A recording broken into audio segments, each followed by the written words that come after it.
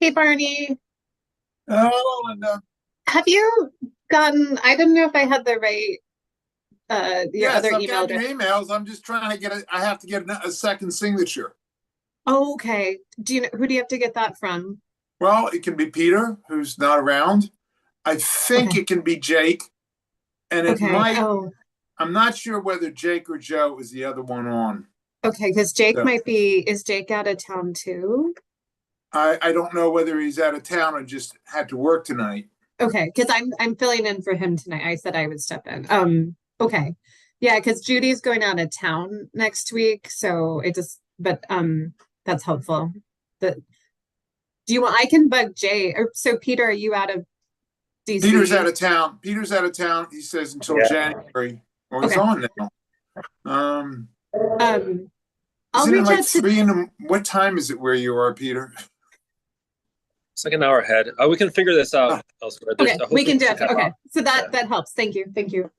Yeah. No, sorry, I didn't realize the check timing. I would have helped try to figure that out earlier, but we'll no, see what make work. I'll find somebody, All right. So, hopefully. top of the hour. So I guess we can get started. Welcome. This is the December 2023 meeting of ANC 1C's Alcoholic Beverage Control and Public Safety meeting. We let me see. Yeah, we're going to switch the order up a little bit. The officer who's going to speak on a public safety update gave us advance warning that he wouldn't be able to be exactly on time. So we'll get to him later. Start off with, I guess, the second item. Oh, also to mention, Commissioner Fauschini, who normally chairs, is not available tonight. So I'm just taking the reins, and Commissioner Laughlin's filling in. So we have a three-person committee. A couple of items on the agenda. First is a new restaurant that is moving in to the SMD that I represent, the former Havana Village spot, Mason. I believe they should have at least an attorney here tonight. If you're here representing them, sorry, I'm on a phone, so not be able to bounce everything. Oh, there she is. Yeah, we got to hit them. Hi, good evening. This is Manal Mahmoud with Malios O'Brien Sandground, representing Maison. Hi, And sis. hi. So yes, this is taking the place of Havana Village. It's going to be a French restaurant. It's, if anyone's had the chance to go to Lutèce in Georgetown, this is the sister restaurant run by the same operators. And just as a little bit of background as to why there's a dancing and cover charge endorsement on there that we will not be using, is that this application initially started as a transfer application for the Habana Village. And so for transfer applications, you have to mirror the existing license. So we mirrored the hours and the endorsements. And it was only after we submitted the application that we were told that that license was actually canceled. And so APCO was like, we can just take this application and process it as a new application. And so we said, yes, absolutely, let's do that. But we will not be having any dancing nor cover charge endorsements on that. Okay, that's good to know. So yeah, I guess that's the main thing that was standing out, and we could even address that in a settlement agreement or something just to make it clear. But that's good to know. Yeah, and we were also planning on contacting APCA and asking them to remove that. We were just worried about postponing the placards. So yeah, however we want to resolve dancing there. We will request the entertainment endorsement just because for indoors only, during dinner service, they would like to have on some evenings a DJ, records, very classy, not loud, just, as part of the mood. So the live entertainment for the indoor only, we would like to keep.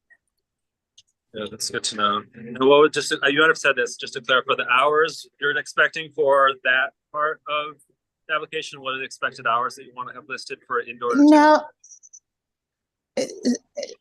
So we did at the end say we keep these hours. Those are the hours that Havana Village had. Lutèce, like I said, the restaurant in Georgetown does not operate that late. They do not anticipate operating late here. It's going to be a restaurant, not a late night spot. But just for flexibility, we're like, we'll keep these hours just to see the Taste of Business in Adams Morgan if people dine a little bit later. Oh, that's good to know. I mean, that's something that at least because that's the part of the neighborhood I represent. There's a bunch of properties that have, actually, before I say that, just to clarify the hours, just Brian from the bid was asking the comments. Could you specify the numbers just so he's clear? The hours Oh, of course. Yes. Yes, absolutely. I have them right here. Wednesday, 5 p.m. to 1:30 a.m. Thursday, 5 p.m. to 2 a.m. Friday and Saturday, 5 p.m. to 3 a.m. And again, those were the hours that Habana Village had on their license. Yeah, and just as I was saying. Go ahead. Sorry.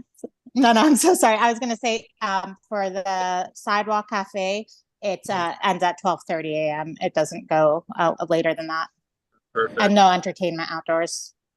That's good to know. I know it's been a tough stretch for a lot of businesses on that stretch of the neighborhoods that really do want to all succeed. And just from personal observation, not a lot of late night places that had been open that had hours to that late, unfortunately, did not have the foot traffic, and some of them went out of business. But in any case, the ones that still around, pretty much no one is both there late and loud. So I think it's fair. Yeah,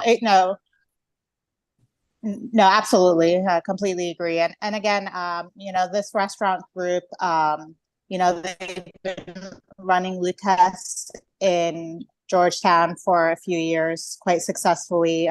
Just won a Rammy for best service, I believe, and was listed as, one of the top 50 restaurants in America. So they're trying to keep up with that brand.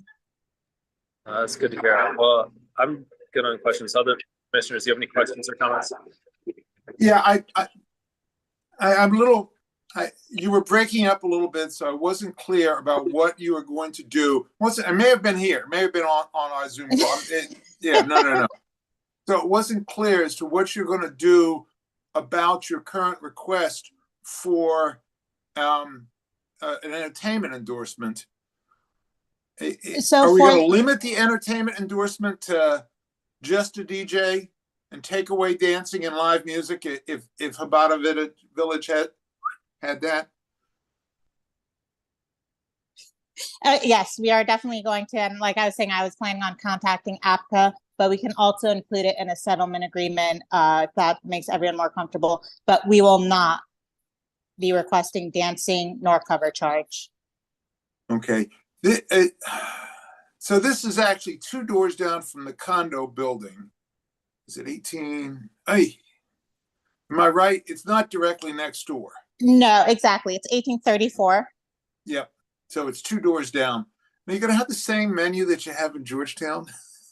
So this one will be, their focus will still be local ingredients, but they're going to make this a little more casual. Like, for example, they know that their burger is very popular. So they're going to have burger and, some more casual items. So it won't be identical, but the focus will still be on local ingredients and natural wines.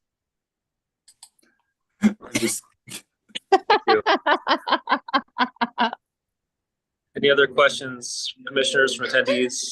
No, I'm very happy to have them coming. If we take away the live music and dancing part of the endorsement, I'm very happy to see them come in. Thank you.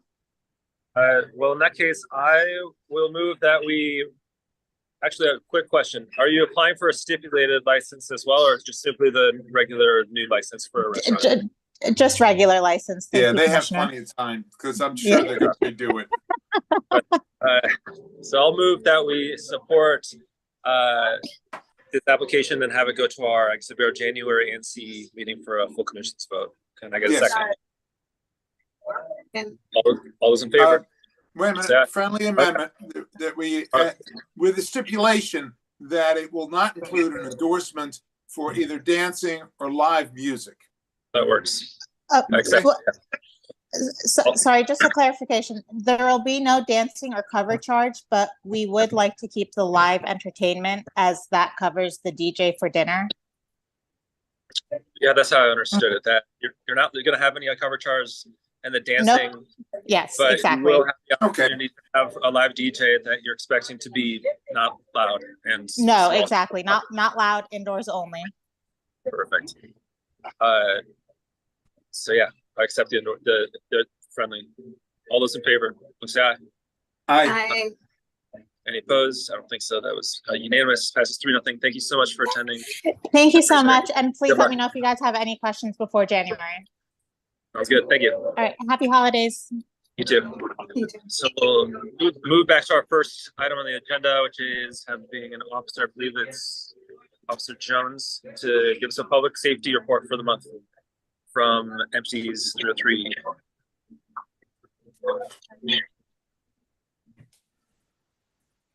Hey, good evening, everyone. I apologize for the delay. You're okay. Good to have you. All right. Well, happy holidays to everyone. Let me go ahead and get started. Overall, I'm going to call it exactly how I see it. Our numbers aren't the greatest from the past 30 days. Our violent crime increased by 200%. What that means, we had one ADW, assault with a deadly weapon, last 30 days, and we had 3 this month. Of those 3, one was a closed domestic incident. Second one was a failed robbery where the victim was hit with a gun. He was not shot. He was just struck with the gun. And the third one is an open case involving a stabbing between like 2 known associates. And the victim from that case is not very cooperative. Robberies increased 100%. We had a total of 12, and last month we had 6. As I spoke briefly about last month, several of these are part of patterns or robbery sprees. The good news about that is 2 of these vehicles that are involved in at least 4 to 6 of these robberies have been recovered. So we are awaiting DNA and forensic testing on those. Additionally, with the robberies, the 7-Eleven on Wyoming was robbed on November 12th. That case has been closed. Additionally, our hot spot for the robberies were the 2300 block at Champlain and north of Columbia Road. I was on scene of several of these robberies, and it appeared as though the suspects were targeting the Hispanic community. In response to that, Commander Boltler reached out to our Latino liaison unit, who came out and was speaking with members of the community about their concerns as to the Hispanic community being victims of robberies. So hopefully, we can try to find these guys and get them behind bars and keep them behind bars. Overall, our violent crime increased by 114%. That number sounds absolutely terrible, but the numbers in PSA 303 compared to the other like 305 and over in 307 are significantly lower. Burglaries dropped 50%. We had a grand total of 3 compared to 6 last month. And I don't know if I mentioned this last month, but there was a closure from the burglary at 2118 18th Street. The same suspect hit that business twice. And the second time, the officers were in a great spot. They were able to catch him. He ran. The officers caught him after a brief foot chase. Thefts went up 21%. Those are being led up, those are being driven by the CVS and the Safeway in the 1700 block of Columbia Road. To be honest, I haven't seen a significant improvement with the new changes in the laws by charging the repeat offenders with a felony theft. I just haven't seen too many of those happen yet. It doesn't mean that they haven't been. I just haven't been made aware.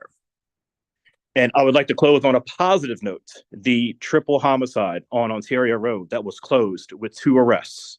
So that is outstanding news. Additionally, on December 6th, there was a very, very significant narcotic seizure from the 2400 block of Ontario Road that is associated with that arrest from Ontario. So these bad guys who were arrested for the murders, they were also highly involved in whatever drug trade has been going on in this PSA. So I hope with eliminating them from the community, we're going to see a decrease in overall crime. And that looks to be all I have for today. Yeah, thank you for all that. I have a couple of questions, but I'll see if my colleagues have anything first. Sure. Commissioner Shapiro, go ahead. There we go. The drug bust that accompanied the arrest on the murder charges, what were the nature of the drugs that were recovered? I recall seeing cocaine and controlled pills. I don't have that information right in front of me, But when I say significant, I'm referring to at least 800 grams of crack cocaine. 800 grams? That is huge, absolutely huge. And I'm not saying all of the drugs were used here in this PSA, No, but obviously not. I would hope not. But no, it is very, very significant. So I've as soon as I found out about that, I was basically doing backflips. So that is a huge, huge recovery. So I know. Is anybody from the bid here? Is Kristen here? No, she's not. Probably not. That is something the bid should get out to its members.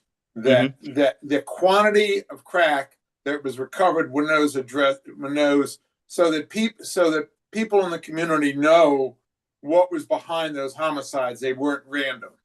Right. Well, I can't for certain say that the drugs were associated, but it is quite ironic that the bad guys who were arrested for the homicide, they have this amount of drugs. But I cannot officially say that was related to the homicide. 27 But grams. if it quacks like a duck, sir, you know. Yeah, sir. Yeah, thank you. Anyone else? Commissioner Laughlin? Okay, so one question. I mean, of course, it's always when you hear trends, regardless of how small the sample size of data points is. Correct.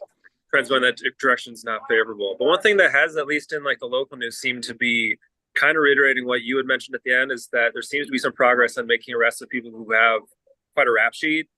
Is that something that you feel that there's optimism just within the staff at this point? Like, what is the kind of temperature check of where things sit, where the direction is headed? Because the one thing we all seem to share is we want the direction to be a good one, but it's not clear if we're there or to what degree it's happening. Right. It's tough at this point to gauge really the success of, I guess, like changing the laws and I guess the U.S. Attorney's Office and the Office of the Attorney General processing more cases.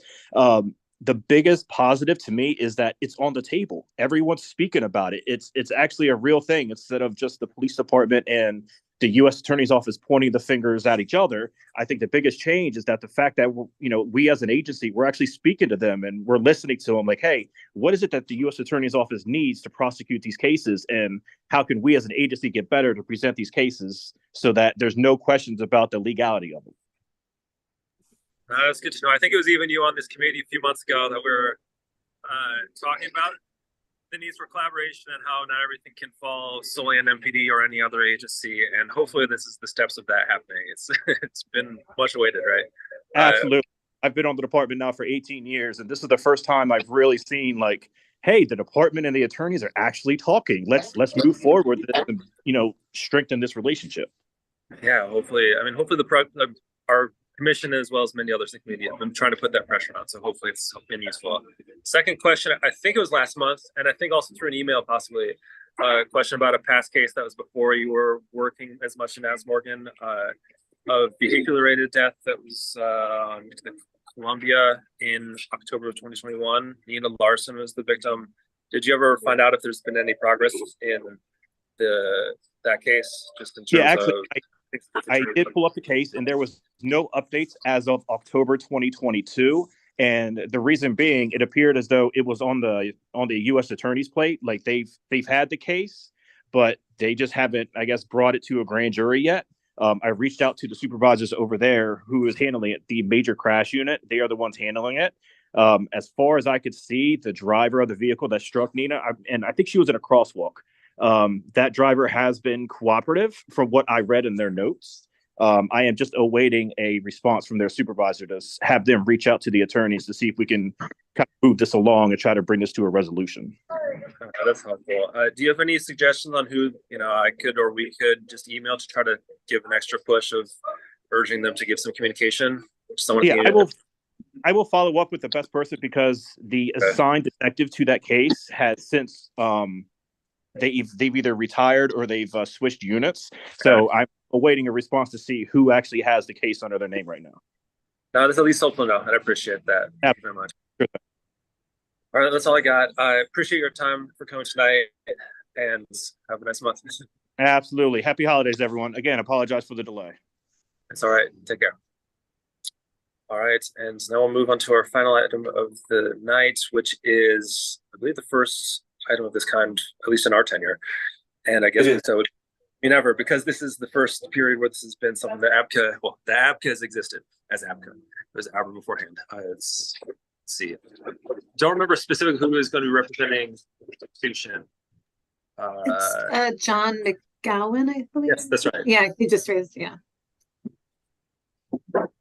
So when they're ready and promoted, welcome, introduce your operation that you're representing. Thank you, Mr.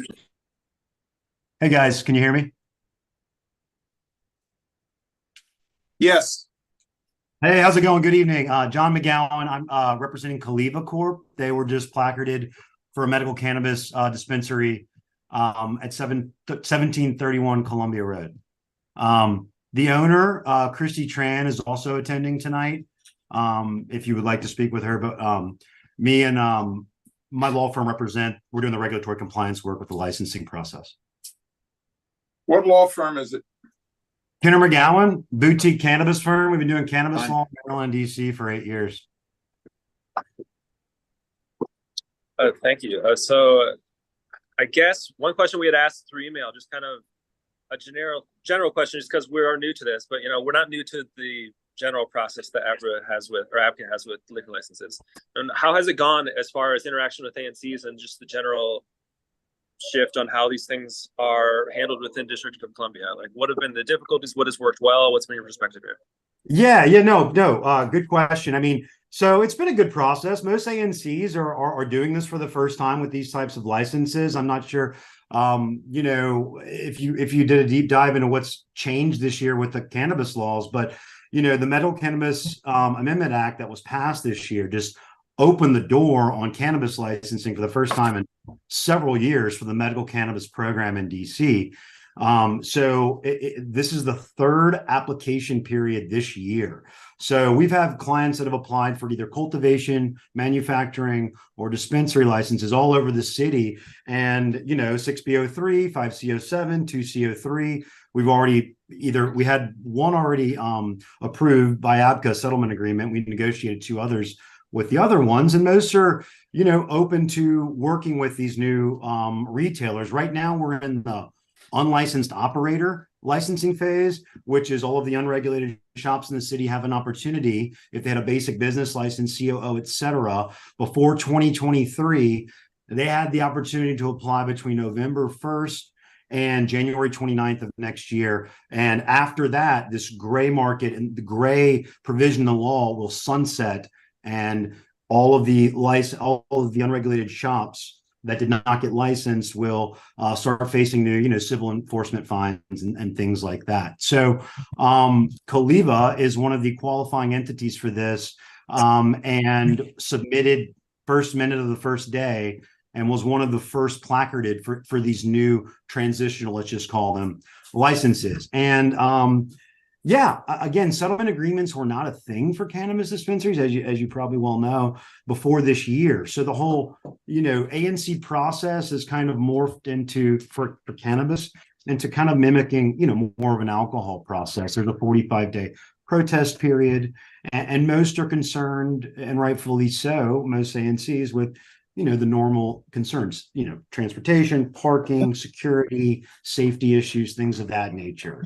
And we had to submit a comprehensive security plan as part of the application, which is, we're in the second phase of the review process. And let me know if I'm oversharing, guys. Sorry if I am, but want to make sure I'm answering the question. So they've already reviewed the application package. The licensing specialist did. It's good. That included a security plan, which we're happy to send to you guys if you would like to look at, which just shows that it meets all of the regulations required. And now it's in the ANC protest period phase. Out of curiosity, and obviously there are other boutique law firms dealing with weed in the city. Sure. How many more applications can we expect in 1C? Now, basically, it's Adams Morgan. Because right now there are 18 stores between 18th and S, up 18th Street, take a right on Columbia, also take a left on Columbia, to 16th, and there are 18 stores. We don't want to have happen as far as I'm concerned, the first in the door should be the only store, which y'all make y'all real happy.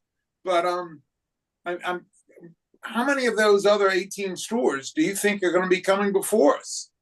No, sure. It's a good question. So luckily, to answer that concern, the law also passed a 400-foot setback between new retailers. So you literally, if you applied on day one, anybody within 400 feet of you that applies after will not be approved for a license. So those shops that you're talking about, I know well, it's one of the biggest, weed corridors there in the city. If one of them was approved in that strip, the other ones within 400 feet will not be eligible to apply. And then after January of next year, their landlords are going to start getting fined, serious fines. And so I'm sure if one of these landlords starts getting fined, all the other ones are going to kick out their unlicensed tenants. So that is how it's going to be regulated. Also, as you know, there's a rec center. You can't be within 300 feet of a rec center. So anyway, I'm just saying those shops, most of them will have to move on unless, they're going to face fines. We have established the priority where Kaliva is. So there can't be any other shops within 400 feet that can get licensed. I think that's great. That makes me happy. Okay. Yeah, that's set in stone. That's not going to change. Can you describe a little bit what makes you like a qualified establishment or qualified? So you mentioned that term, like that's in order to be able to get a medical marijuana license, you had to have a certain qualification. Is that something about the product and your supply chain, or what is this? Yeah, no, good question. So we had to produce, all of the necessary application materials about, the owners, et cetera, but also an operational plan, how we're going to remain in compliance and operate and conduct operations. And if you're licensed, you can only get your inventory, your wholesale product from a DC licensed cultivator or DC manufacturer. And so all of those products will be locally sourced. They have to be, and they will be seed to sale tracked. So we just showed in our proposed application that the client, Christy, has the business acumen, the resources, and a plan to actually become operational and stay compliant. And that includes a future regulated floor plan of what operations will look like, including a vault for inventory, a security plan, an overlay with all of the necessary surveillance cameras, remote key access control areas so that, there are certain non-public areas that are secure, things like that. So when I was saying, all those plans were reviewed and they qualified to go to the next stage. I don't know, Christy, if you wanted to touch on anything else about experience to run operations or anything like that. I was going to ask that question. Where's your operation now? It is on 1731 Columbia Road. Again, I just want to say thank you so much for giving us the opportunity to be in DC. Again, John was explaining it really well. Again, we just want to be sure we're licensed it and run how it's supposed to be, and take out the black market if that's possible to track down whatever it is need to be for illegal marijuana. Go ahead. I was going to ask you, are you 100% owner or do you have partners? I am 100% the owner. Good for you. You're going to make a fortune. You know what? Actually, I am so happy to be there because the community loves us. We've given back out so much. The first year that we opened, we wanted to take care of the community. The people loves us there. Thank you both so much. Thank you, commissioners, for the questions. And just speaking for myself as well, the gray market is something with cannabis that has been a hot issue for a while. And I hope this is the direction, not you specifically, just in general, what we're discussing, that both from I think the business side and the consumer side, improving the regulatory status could be really beneficial. So it gives, the peace of mind of your operations not getting intercepted. And also, everything short of DC statehood will guarantee that, right? And then on the consumer side, just the quality of products and things like that is really helpful to have this product. So I'm supportive of, being a bit of an experiment and hopefully pushing this market in a place that is safe and productive for everybody. Exactly. Those in attendance, anyone else have any outstanding questions that we haven't addressed? take a look. It looks like we're good. All right. Well, on that, I will move for us to support this application and consider it our January 2024 meeting. Can I get a second? Excellent. Second. All right. All those in favor, please say aye.